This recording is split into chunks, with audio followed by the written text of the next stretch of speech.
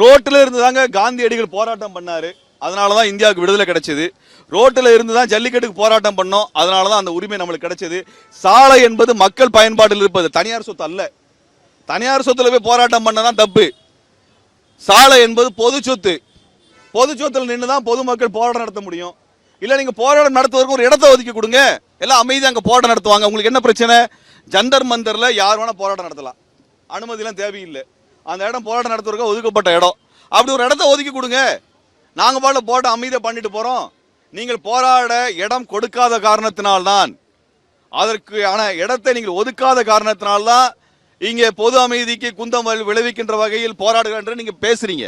இடத்த ஒதுக்கி கொடுக்குறது உங்க வேலை. உங்க வேலை நீங்க ஒழுங்கா பண்ணா மாணவரே எங்கேயோ போய் உட்காரான், மாணவரே எங்கேயோ போய் உட்காரணும். இடத்த ஒதுக்கி கொடுக்குறது அரசோட வேலை. நீங்க மெரினா பீச் ஒதுக்கி கொடுங்க.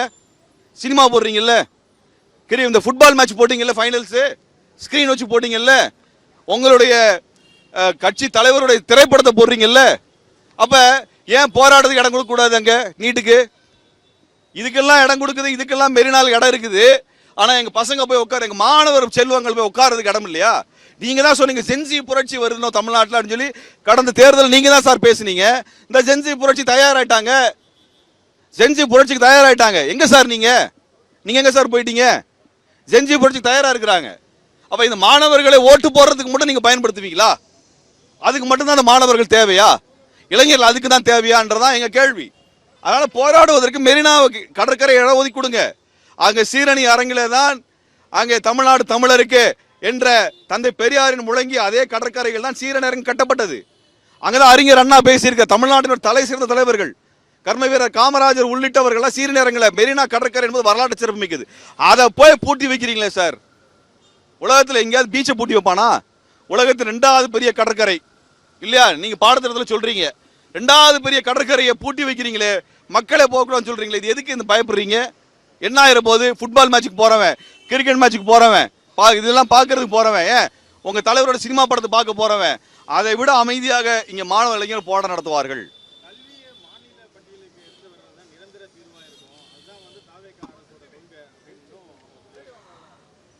கல்வியை மாநில பட்டியலுக்கு கொண்டு வருவதுதான் தாவேக அரசு கொள்கை என்றால், அந்த கொள்கைக்காக தான் நீங்க மாணவர்கள் போராட்டம் நடத்துறாங்க. போராட்டத்தின் மூலமாகத்தான் இது சாத்தியப்படுத்தணும். உங்களுக்கு எந்த எம்பியும் கிடையாது. அப்ப இங்க இருக்கக்கூடிய மாணவர் போராட்டம், மக்கள் போராட்டத்தின் மூலமாக சட்டசபையில் தீர்மானம் போடுங்க. அந்த சட்டசபை தீர்மானம் ஏற்கனவே போடப்பட்ட தீர்மானத்துக்கு ஆதரவாக தான் மாணவர்கள் இறங்கி இருக்கிறாங்க. அதனால இந்த கல்வி பட்டியலை கல்வியை மாநில பட்டியல் கொண்டு வரக்கூடியதுக்கான கோரிக்கை தான் எல்லாரும் பண்றோம். நாங்க ஏன் இன்னைக்கு போராட்டம் பண்றோம்?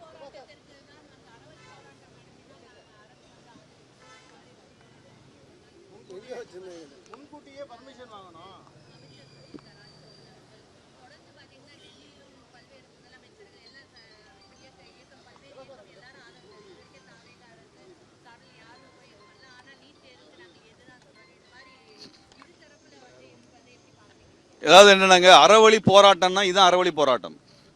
அமைதியாக கையில் எந்த ஆயுதமும் இல்லாமல் வர்றதான் அறவழி போராட்டம். கையில் எல்லாரும் இங்கே துப்பாக்கியில் எடுத்துட்டு வரல, வேல் கம்பு கடப்பாறையெல்லாம் தூக்கிட்டு வரல. இதுதான் அறவழி போராட்டம், அமைதியான போராட்டம். யார் கையிலையும் எதுவும் கிடையாது. கையில் ஒரே ஒரு அட்டை மட்டும் வச்சிருக்கிறோம், முளைக்காட்டை வச்சிருக்கிறோம். இது போல தான் மாணவர்கள் போராட்டம் நடத்துறாங்க. அவங்க கையில் வேற எந்த ஆயுதமும் கூட கம்பு கூட கிடையாது.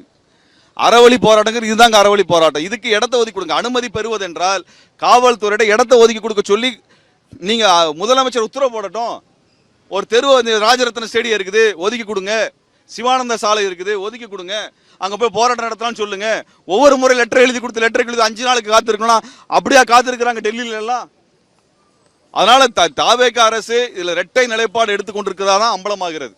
உங்கள் அரசு ஆட்சிக்கு வந்து வெகு காலத்துக்குள்ளாகவே, வெகு குறுகிய காலத்துக்குள்ளாகவே அம்பலமாகிறாதீங்க என்பதுதான் எங்க வேண்டுகோள்.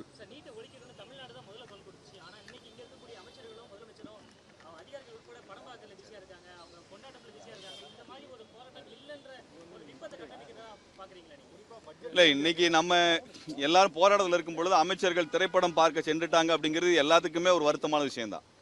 எதுக்கு முக்கியத்துவம் தரணும்னு அமைச்சருக்கு தெரியணும், இந்த அரசுக்கு தெரியணும். உங்களது கட்சி கொண்டாட தனியாக வச்சுக்கோங்க, உங்கள் கட்சி தலைவருடைய திரைப்படத்தை கொண்டாடுவது தனியாக வச்சுக்கோங்க. ஆனால் வேலை நேரத்தில் வேலை பார்ப்பதான முக்கியம், அதான முக்கியம். இங்கே ஒரு பெரிய போராட்டம் நடக்குது, பெரிய அவலம் நடந்து கொண்டிருக்கிறது. இதை பற்றி எந்த விதமான ஒரு கவலையும் இல்லாமல் வந்து பண்றது வந்து மக்களிடமிருந்து அவங்க அந்நியப்பட்டு போவாங்கங்கிறதான் வெளியே தெரிகிற விஷயம்.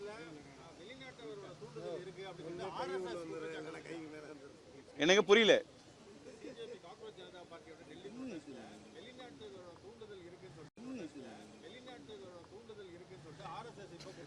அதாங்க பிஜேபி ஆர்எஸ்எஸ் அவங்கள தவிர எல்லாருமே வெளிநாட்டுக்காரன் சொல்லிடுவான்.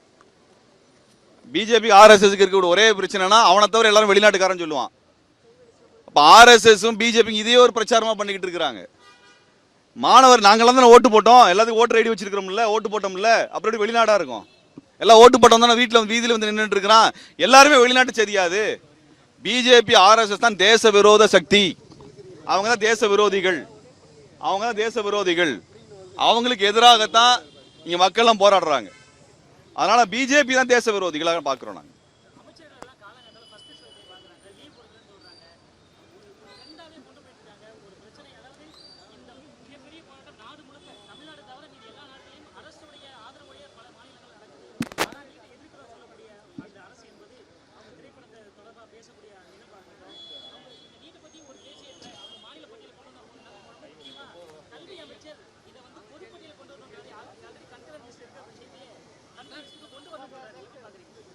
இப்போ நீங்கள் என்ன சொல்கிறீங்கன்னா, ஒரு நம்மளாம் போராட்டத்தில் இருக்கும்பொழுது ஃபர்ஸ்ட் டே ஃபர்ஸ்ட் ஷோ காலையில் ஷோவே போய் அமைச்சர்கள் உட்காந்துருக்காங்கன்னு சொல்கிறீங்க, அதானே சொல்கிறீங்க? ஏன்னு கேட்குறீங்க.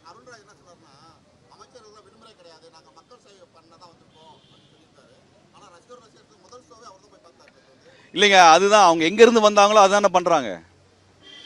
நீங்கள் அமைச்சரானதுக்கு பின்னாடி நம்மளுக்கு பெரிய பொறுப்பு இருக்குது, எல்லா மக்களும் கவனிக்கிறாங்க. நீங்கள் திரைப்படம் பார்க்கறது, நாங்கள் தங்கை அனிதா இறந்த போது எல்லாருமே வீதியில் இறங்கி போராடணும். அன்னைக்கு அவரோட ரசிகர் மன்றம் போராட்டத்துக்கு வரல, நாங்களாம் போராடி தான் வழக்கு வாங்கினோம். அன்றைக்கு ரசிகர்களாக இருந்தவர்கள் இன்றைக்கு அமைச்சர்களாக மாறி இருக்கிறார்கள். அவர்கள் பொறுப்பெடுத்து இன்றைய சூழலுக்கு ஏற்ப அவங்க என்ன பொறுப்பு வந்திருக்குதோ அந்த பொறுப்புக்கு தங்களை தகவமைத்து கொள்ளலைன்னா மக்களிடமிருந்து அந்நிய மக்கள் சிரிச்சிருவாங்க. வேற ஒன்றும் கிடையாது, மக்கள் சிரிச்சிருவாங்க. இப்படிலாம் இருந்தீங்கன்னா சிரிச்சிருவாங்க. இனி இப்படியே பண்ணிட்டு இருந்தா அது மக்கள்கிட்ட நீங்க ஆதரவு இழந்து போகக்கூடிய நிலைமை தான் நடக்கும்.